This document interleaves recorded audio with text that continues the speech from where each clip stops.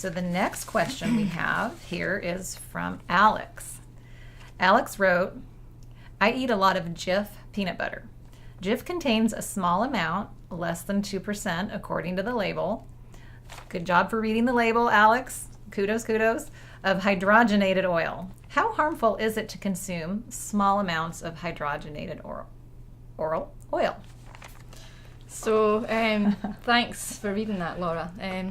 Alex, that's a great question. So firstly, you kind of want to distinguish between hydrogenated oils, what they actually are. So we have partially hydrogenated oils, which are basically soy or some sort of cheap oil that the manufacturers alter in some way by adding a hydrogen atom to them, which really in turn turns them into trans fats. So trans fats are one of those fats that you want to avoid.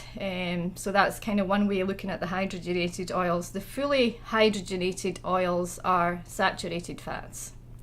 So really when you're looking at fat, you want to avoid the trans fats, minimize your saturated fats, and eat healthy fats in moderation. So healthy fats are things like olive oils, avocados, oils from nuts, and basically omega-3 type oils that you find in fish. That's another one. So if you look at the Jif label, and obviously you have, because you know there's less than 2% 2% of hydrogenated oils in that. I'm getting my tongue twisted here, but anyway. So the 2%, it's trivial, but the thing about Jif is it adds molasses to the peanut butter for sweetness. So basically molasses is just boiled sugar. So you then have the combination of a fat, a saturated fat, and a sugar, as well as a couple of other chemicals that they add.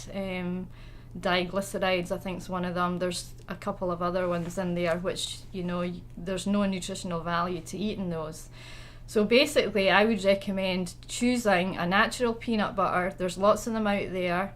You can get salted or unsalted. They solely have the natural oils from the nuts themselves. So you don't have to even contest or think about what oils are in there. So that's my recommendation. So what do you think, Laura? Anything? And I would just add to the clarification of saturated versus trans fat. So that partially hydrogenated versus hydrogenated fat. So when a company has a partially hydrogenated oil on their label, that is a trans fat, and you should avoid that. Just avoid it. If you see partially hydrogenated on a label, put it back. Don't buy it, don't eat it. If it says hydrogenated, that's a saturated fat. Still not great for us, but not as bad as trans fat. So that gets confused, partially hydrogenated and fully hydrogenated. Yeah. And so the Jif has the fully hydrogenated fat.